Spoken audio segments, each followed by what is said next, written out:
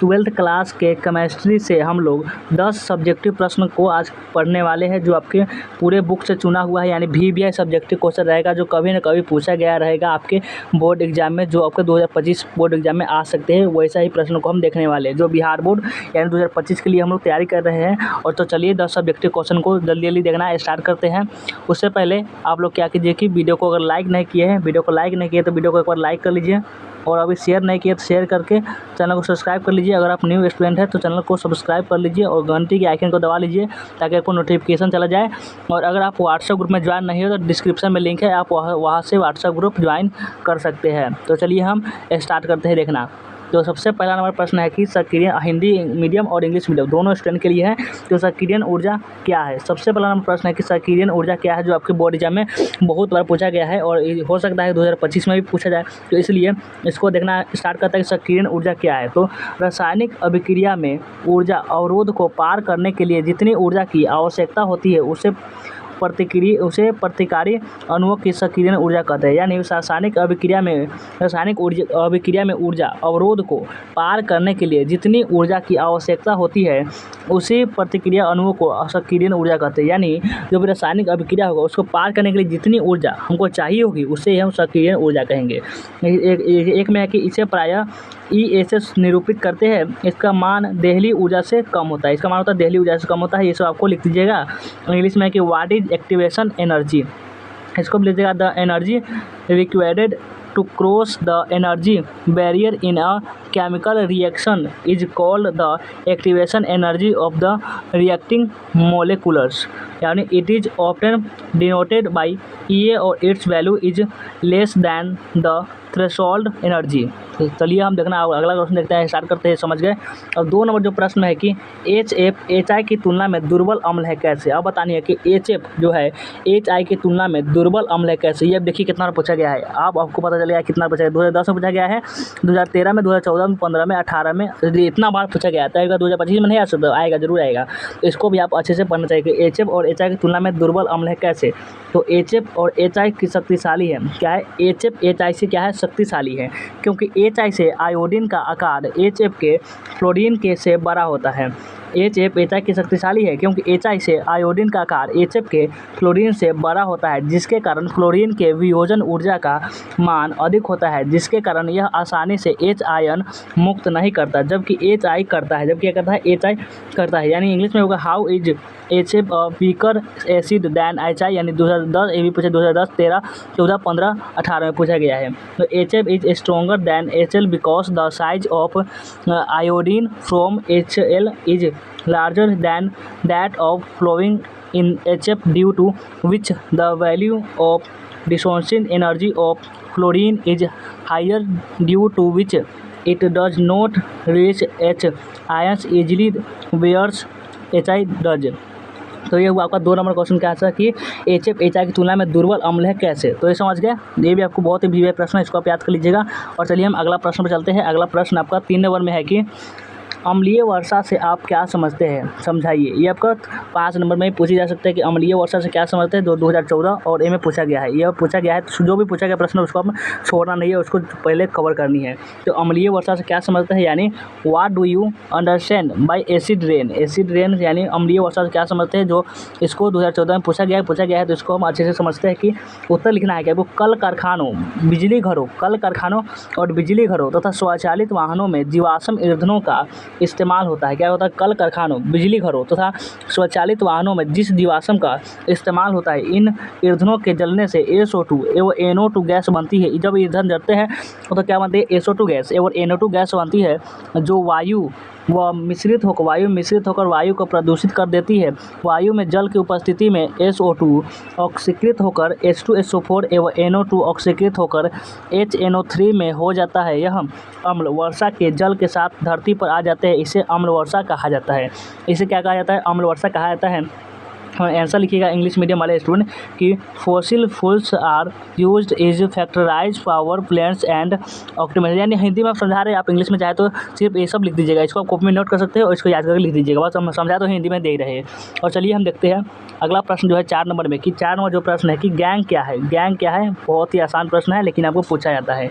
उत्तर लिखिएगा कि अयस्क में जो अशुद्धियों उपस्थित होती है, अयस्क में जो अशुद्धि उपस्थित होती है उसे अशुद्धियों को वही गैंग कहते हैं। अयस्क में जो अशुद्धि उपस्थित होगा उसी अशुद्धि को गैंग कहते हैं। जैसे हेमेटाइट अशुद्धि के रूप में बालू SiO2 पाया जाता है, उसे क्या कहते हैं, गैंग कहते हैं। यानी जो भी अशुद्धि रहेगा उसको ही गैंग कहते हैं। सिंपल भाषा में समझ सकते हैं, यानी व्हाट इज गैंग। तो आप इस प्रकार से लिख दीजिएगा कि इसलिए लिख दीजिएगा, जो हम हिंदी में समझा दिए इस प्रकार लिख दिया, आपको पूरा मार्क्स दे दिया जाएगा। और जो 5 नंबर में है क्वेश्चन कि निष्कापन क्या है। सभी VBI प्रश्न है जो चुनकर लाए हुआ है, VBI प्रश्न है जो आपके एग्जाम के लिए इंपॉर्टेंट है। तो चलिए देखते हैं कि निष्कापन क्या है। तो निष्कापन क्या है, तो लिखिए वैसे प्रक्रिया जिसमें सांद्रित अयस्क को उसके गलनांक से नीचे ताप पर वायु की अनुपस्थिति में गर्म किया जाता है, जिसके फलस्वरूप कार्बोनेट एवं हाइड्रेट अयस्क ऑक्साइड के रूप में परिवर्तित हो जाता है, उसे निष्कापन कहते हैं। निष्कापन किसे कहते हैं, तो वैसे प्रक्रिया जिसमें सांद्रित अयस्क को उसके गलनांक से नीचे ताप पर वायु की अनुपस्थिति में गर्म किया जाता है, जिसके फलस्वरूप कार्बोनेट एवं हाइड्रेट अयस्क ऑक्सीकृत के रूप में परिवर्तन हो जाती है, उसे क्या कहते हैं, उसे निष्कापन कहते हैं। यानी व्हाट इज कैलकुलेशन। तो आप लिख दीजिएगा कि हम हिंदी में समझा दिए हैं, आप इंग्लिश में लिख सकते हैं इसी प्रकार से कि वैसे प्रक्रिया जिसमें सांद्रित अयस्क को उसके गलनांक से नीचे तापक्रम में, जो भी उसका गलनांक होगा उससे नीचे तापक्रम में गर्म किया जाता है, जिसके फलस्वरूप कार्बोनेट एवं हाइड्रेट अयस्क ऑक्सीकृत में रूप में परिवर्तित हो जाता है, उसे निष्कापन कहते हैं। तो ये समझ गए। अब चलिए अगला प्रश्न पर चलते हैं। अगला प्रश्न आपका 6 नंबर में है कि आसान प्रश्न के फॉर्मेलिन के 2 उपयोग को बताएं। फॉर्मेलिन के 2 उपयोग बताइए आपको, जो कौन को 2 उपयोग होते हैं जो आपके एग्जाम में पूछे जाते हैं। तो लिखिएगा, उत्तर लिख दीजिएगा और लिखिएगा फॉर्मेलिन के उपयोग निम्नलिखित है। सबसे पहले हम लिखिएगा कि मृत जीवों के परिरक्षण में, सबसे पहले जो फॉर्मेलिन का उपयोग होता है मृत जीवों, जो मरे हुए जीव होते हैं उसके परिरक्षण में उपयोग होता है, और पौधों के परिरक्षण में, जो भी पौधे होते हैं उसके परिरक्षण में भी इनका उपयोग होता है। और इंग्लिश मीडियम में लिखिएगा कि state to use of formalin, जैसे एक में लिखिएगा कि प्रिजर्वेशन ऑफ डेड और ऑर्गेनिजम्स, और 2 में लिखिएगा कि in the preservation of planets. तो ये लिख दीजिएगा, आपको 2 नंबर का पूछा जाएगा, 2 नंबर आपको मिल जाएगा। आपको सिर्फ 1 लिखने से आपको 1 नंबर मिल जाता है, 2 लिखिएगा 2 नंबर मिल जाएगा आपको। और चलिए हम ये सब याद कर लीजिएगा जितने में क्वेश्चन बता रहे हैं। और आपका 7 नंबर प्रश्न है कि आणविक क्रिस्टल की विशेषता बताइए आप लोग। आणविक क्रिस्टल किसे कहते हैं, यानी उसका विशेषता, उसकी खास बात क्या है वो बतानी है। आणविक क्रिस्टल, तो लिखिए कि आणविक क्रिस्टल की विशेषता निम्नलिखित है। और 1 नंबर से लिखना स्टार्ट करिएगा कि ये वाष्पशील होते हैं। 2 में लिखिएगा कि इसकी वाष्प ऊर्जा का मान कम होता है। ये वाष्पीय होते हैं लेकिन इसके वाष्प ऊर्जा का मान कम होता है। इसके गलनांक तथा क्वथनांक का मान भी कम होता है। यह प्रायः नरम होते हैं। और इंग्लिश मीडियम वाले के लिए है कि कैरेक्टराइज्ड ऑफ मोलिकुलर क्रिस्टल, लिखिएगा कि निम्नलिखित है। उसके बाद लिखिएगा कि दे आर वोलेटिक, और इसके बाद सब हिंदी में समझा दिए, आप यहाँ पे लिख सकते हैं। तो चलिए हम जल्दी देखते हैं। 8वां नंबर प्रश्न है, हम खत्म भी करना है कि ईथर का क्वथनांक अल्कोहल से कम होता है, क्यों, बताइए। ईथर का क्वथनांक अल्कोहल से कम क्यों होता है, तो ईथर में क्या होता है कि हाइड्रोजन बंधन रहता है, अनुपस्थित रहता है। ईथर में हाइड्रोजन बंधन अनुपस्थित रहता है, जबकि अल्कोहल में हाइड्रोजन बंधन उपस्थित रहता है। नहीं समझे कि ईथर में जो होगा हाइड्रोजन बंधन अनुपस्थित, हाइड्रोजन बंधन नहीं होगा ईथर में, लेकिन अल्कोहल में हाइड्रोजन बंधन होगा, जिसके कारण क्या होगा, ईथर का क्वथनांक अल्कोहल से काफ़ी कम होगा। तो यही कारण था, आप बहुत 1 लाइन में ही आप समझ चुके होंगे। जो आपका 2 नंबर याद से क्लियर होती है, 2 नंबर के पूछे जाएंगे यहाँ से। तो इंग्लिश मीडियम वाला लिखिए कि why is the boiling points of ether lower than alcohol. तो इसका आंसर इस प्रकार लिख दीजिएगा, हिंदी में समझा दिया हुआ है। आप सिर्फ इस प्रकार से कॉपी में नोट करते चलिए और लिख दीजिएगा, आपको मिल जाएगा पूरा मार्क्स। और चलिए हम अगला प्रश्न 9 नंबर में है। 9 नंबर जो प्रश्न है कि ओजोन के विरंजक गुण क्या है, यानी ओजोन के विरंजक गुण है क्या, इसको आपको बतानी है कि गुण कौन कौन से, जो देखिए कितने बार पूछा गया है। 2014 में पूछा गया है, ए में 2021 में, और 2017 में पूछा गया है। और कितनी बार पूछा गया है इसको कोई ठीक ही नहीं है। ओजोन का विरंजक गुण, यानी बहुत ही इंपॉर्टेंट क्वेश्चन है कि इसको भी देखना चाहिए। तो लिखिएगा कि ओजोन के विरंजक गुण निम्नलिखित है। 1 में लिखिएगा कि ओजोन शक्तिशाली के रूप में, ओजोन शक्तिशाली के रूप में कार्य करता है। ओजोन क्या करता है, शक्तिशाली के रूप में कार्य करता है। 2 में लिखिएगा कि इसमें ऑक्सीजन के साथ साथ नवजात ऑक्सीजन का उत्पादन करने की क्षमता होती है। इसमें ऑक्सीजन के साथ साथ नवजात ऑक्सीजन का उत्पादन करने की क्षमता होती है। ये ओजोन का विरंजक गुण है।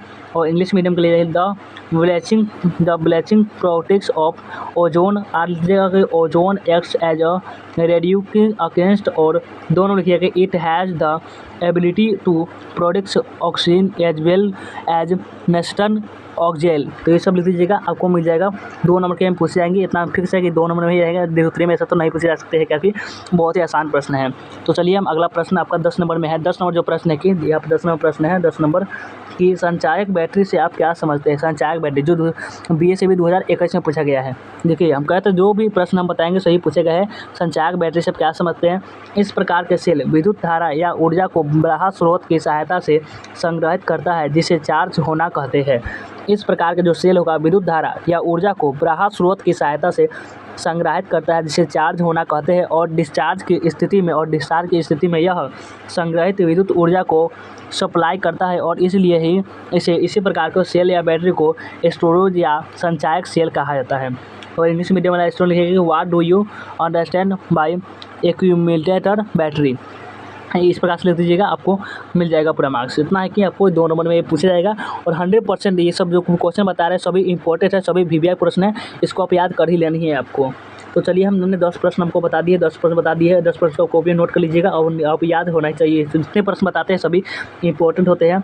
तो चलिए हम वीडियो को एंड करते हैं। उससे पहले आप लाइक नहीं किए होंगे तो लाइक शेयर कर दीजिएगा, और सब्सक्राइब भी कर दीजिएगा। और चलिए हम वीडियो को एंड करते हैं।